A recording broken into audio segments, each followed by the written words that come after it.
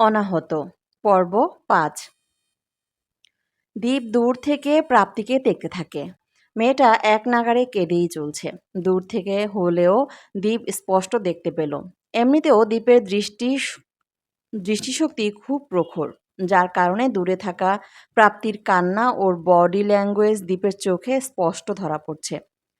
প্রাপ্তিও হয়তো বুঝতে পেরেছে পাশের বাড়ির ছাদে কেউ একজন আছে, যে তাকে দেখে যাচ্ছে। তাই সেও তার মাথাটা সামান্য উঁচু করে দেখার চেষ্টা করে যে কে আছে সেখানে।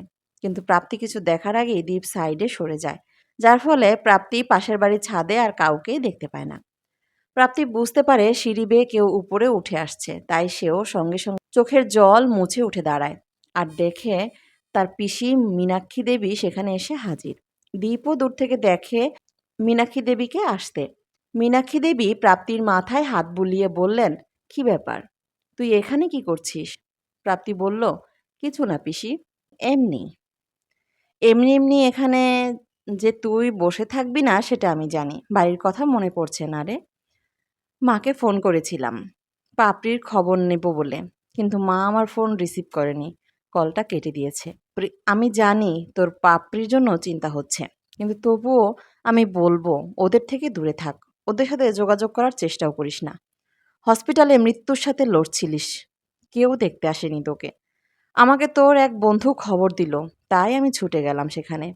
টানা ২ মাস যাওয়া আসা করার পর যখন তুই একটু সুস্থ হলি, তোকে এখানে নিয়ে এলাম। ওখানে থাকলে তুই মরে যেতিস। ওরা যখন তোর জন্য চিন্তা করে না, তুই কেন ওদের জন্য চিন্তা করে মরছিস? পাপড়ি আমার জন্য চিন্তা করে পিসি, আমার বোনটা আমাকে খুব ভালোবাসে গো। আমি যখন হসপিটালে ভর্তি ছিলাম তখন একবার এসেছিল লুকিয়ে আমাকে দেখতে, কিন্তু পরে শুনলাম দাদা এই কারণে তাকে খুব মেরেছে, বকেছে। সেই থেকে ওর জন্য চিন্তাটা আমার বেড়েই যাচ্ছে। ভীষণ দুষ্টু ও। যখনই নিজের দুষ্টুমির জন্য ও বাড়িতে বকা খেত, আমি প্রত্যেকবার ওকে বাঁচাতাম। কিন্তু এখন এখন কি করছে ও? কে বাঁচাবে ওকে মায়ের বকা থেকে? মীনাক্ষী দেবী প্রাপ্তির মাথাটা নিজের বুকের সাথে চেপে ধরে বলেন, এত চিন্তা করিস না বাবু, তোর শরীর অসুস্থ হয়ে যাবে। আচ্ছা, আমি একদিন তোর সাথে পাপড়ির কথা বলিয়ে দেব। প্রান্তির মুখটা মুহূর্তের মধ্যে চকচক হয়ে উঠল। সে বলল, সত্যি বলছো পিসি? তুমি আমার ওর সাথে কথা বলিয়ে দেবে? হ্যাঁ, চেষ্টা করব। চল এবার শুয়ে পড়বি চল। বাইরে ঠান্ডা ঝড়ো হাওয়া বইছে। যেকোনো মুহূর্তে ঠান্ডা লেগে যেতে পারে তোর। তাড়াতাড়ি চল। এই বলেই মীনাক্ষী দেবী প্রাপ্তিকে নিয়ে সেখান থেকে চলে গেলেন। দীপ দূর থেকেই তাদের কথা শোনার চেষ্টা করছিল, কিন্তু জোরে হাওয়া বওয়ার কারণে সে স্পষ্ট কিছু শুনতে পায়নি। সে লিপ রিড করে যেসব বুঝতে পারবে তার উপায়ও নেই, কারণ মিনু কাকিমা ছাদের লাইটটা ভীষণ কম, যার কারণে তাদের লিপ রিড করা তার পক্ষে সম্ভব হয়নি। দীপ মনে মনে বলছে, মেয়েটি কে? মিনু কাকি কি একটা বলল যেন।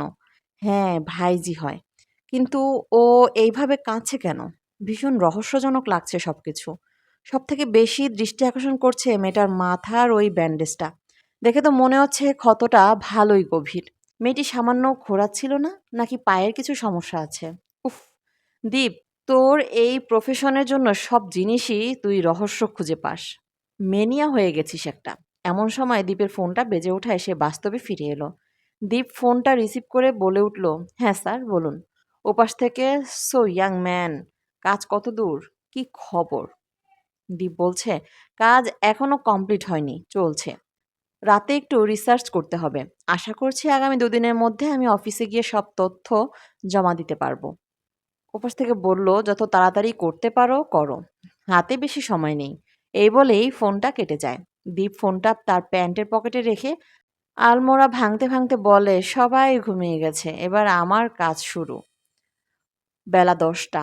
রান্নাঘরে দুপুরের খাবার তৈরি করতে করতে সুমিতা দেবী নিজের মনেই গজগজ করে যাচ্ছেন। সারা রাত ঘুমিয়েও ওর হয় না। এখন বেলা ১০টা পর্যন্ত ওকে ঘুমাতে হবে। বোন খেয়ে দিয়ে কলেজে চলে গেল। দাদা রেডি হয়ে চলে গেল বোনের সাথে কলেজে পড়াতে। বাবা কাকা ফ্যাক্টরিতে রওনা দিল। তবু বাবুর ঘুম এখনো ভাঙল না। ইচ্ছে করছে ঠান্ডা জল ছুঁড়ে মারি মুখে। কিন্তু ওনার সোনা মায়ের জন্য তো সেটাও করতে পারবো না। ওনার আবার আদেশ, খোকা যতক্ষণ ঘুমাতে চায় ওকে ঘুমাতে দাও। আমার জ্বালা যত। এরকম বেকার লম্পট ছেলেকে জন্ম দিয়েছি আমি। হায় হায়, কপাল চাপড়াতে ইচ্ছে করে আমার। ওরে হতভাগা! কয়েক বছর পর তোর বিয়ে দিতে হবে। কোন মেয়ে এরকম নিষ্কর্মক, বেকার, লম্পট ছেলেকে বিয়ে করবে শুনি? কাজের বেলায় নেই। ওর পিছনের কাটি করার বেলায় বেশ আছে। ওর বন্ধুরা ওকে কি বলে ডাকে যেন? হ্যাঁ, গুরু। মরণ! কিসের গুরুদেব সে? পাড়ার সকলের প্রবলেমের সলিউশন আছে আমার এই ছেলের কাছে। শুধু নিজের প্রবলেমটার সলিউশন করতেই সে অক্ষম। অন্তরা এতক্ষণ তার শাশুড়ির নিজের মনেই আওড়ানো কথাবার্তা শুনে যাচ্ছিল। শেষ পর্যন্ত সে থাকতে না পেরে বলেই উঠল, "এবার থামুন মা, আমার মাথার ভিতরটা এবার গমগম করছে। ঠাম্মি স্নান করতে গেছে। আপনার নিজের মনে বলা এই কথাগুলো যদি ওনার কানে যায় না, আর আস্ত রাখবেন না উনি।" সুমিতা দেবী বলল, "সবসময় ঠাম্মির কথা বলে আমায় ভয় দেখিও না তো। দেখো ঘড়ির দিকে তাকিয়ে দেখো কটা বাজে। 10টা বেজে 10। এখনো ওকে ঘুম থেকে তুলতে দিচ্ছে না তোমার ঠাম্মি। কয়েকটা বাজার করতে দেওয়ার ছিল, সেটাও হবে না। আমরা যে নিজেরাই বাজার করে নিয়ে আসবো তারও উপায় নেই, কারণ নিয়ম নেই। এই বাড়ির মেয়ে বউরা নাকি বাজারে যায় না। যত্ত সব।" অন্তরা বলল, "কাল যে ভাইয়া কয়েকটা জিনিস নিয়ে এলো সেগুলো কি হলো?" সমিতা দেবী বলল, "আছে, তবে ওতে হবে না। বলছি অন্তরা, যাও না, তোমার ঠাম্মি তো এখন বাথরুমে, গিয়ে ডেকে দাও না ছেলেটাকে।" অন্তরা বলল, "কি? আমি? না, না, আমি এসবে নেই। ঠাম্মির চোখে ধরা পড়লে খুব বকা খাবো।" সুমিতা দেবী কান খাড়া করে কিছু একটা শুনলেন। তারপর বললেন, "আমি বাথরুমের জলের আওয়াজ শুনে বলে দিতে পারি মায়ের এখনো স্নান করে বাইরে আসতে ঢের দেরি। প্লিজ যাও না গো, ডেকে দাও না ছেলেটাকে।" অন্তরা বলল, "উফ, ঠিক আছে, যাচ্ছি। এর জন্য আমার ঘুষ চাই।" সুমিতা দেবী বলল, "টাকা নেই আমার কাছে। শ্বশুরমশাইয়ের কাছ থেকে চাওগে যাও।" অন্তরা বলল, "আরে টাকা কে চাইছে গো মা? আপনার ওই সবুজ লাল রঙের জামদানিটা আমার চাই। একবার হলেও পড়তে চাই।" সুমিতা দেবী বলল, "পেয়ে যাবে। যাও তো এখন, ওকে ডেকে দাও।" "ঠিক আছে, যাচ্ছি।" এই বলেই সে দ্বীপের রুমের বাইরে এলো। চারপাশটা সে খুব ভালোভাবে দেখতে দেখতেই এলো। তারপর সে দ্বীপের রুমের দরজায় আলতো করে টোকা মেরে বলল, "ভাই, ও ভাই, উঠে পড়ো, মা ডাকছে।" 2-3 বার দরজায় টোকা মারার পর দ্বীপের ঘুমটা ভাঙল। সে তার 2 চোখ ডলতে ডলতে বিছানায় সোজা হয়ে বসলো। সে দেখলো তার ল্যাপটপ ও দরকারি কাগজপত্র তখনও তার বেডের উপর সেইভাবেই সাজানো, যেভাবে সে রাতে কাজ করার সময় রেখেছিল। এমনকি তার ল্যাপটপটাও তখনও অন ছিল। রাতে কাজ করতে করতে কখন সে ঘুমিয়ে গেছে সে নিজেও জানে না। দীপ তাড়াতাড়ি সবকিছু জায়গায় ঠিকমতো রেখে দিয়ে দরজাটা খুলে দিল। অন্তরা দীপকে দেখে বলল, "তাড়াতাড়ি রেডি হয়ে নিচে এসো। মা খুব ক্ষেপে গেছে তোমার উপর।" দীপ বলল, "সে কি?" কিন্তু দীপের কথার উত্তর না দিয়েই অন্তরা সেখান থেকে চলে গেল। কিছুক্ষণ পর দীপ কিচেনে এলো। দীপ তার জামার হাতা গুটিয়ে বলল, "বলো, কি বলছো?" সুমিতা দেবী বলল, "কটা বাজে শুনি? এত বেলা পর্যন্ত কি করছিলি শুনি?" "ঘুমিয়েছিলাম, কি আর করব? বলো, বলো না কি দরকার?" সুমিতা দেবী একটা বাজারের থলে হাতে ধরিয়ে দিয়ে বলল, "যা, গিয়ে বাজার থেকে কয়েকটা সবজি নিয়ে আয়।" দীপ বলল, "আবার? ধুর।"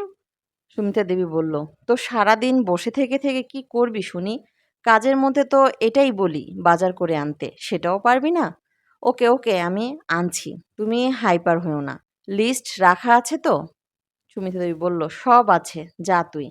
দীপ আর কোনো কথা না বলে তার বাইকটা গ্যারেজ থেকে বার করেই বেরিয়ে গেল বাজারের উদ্দেশ্যে।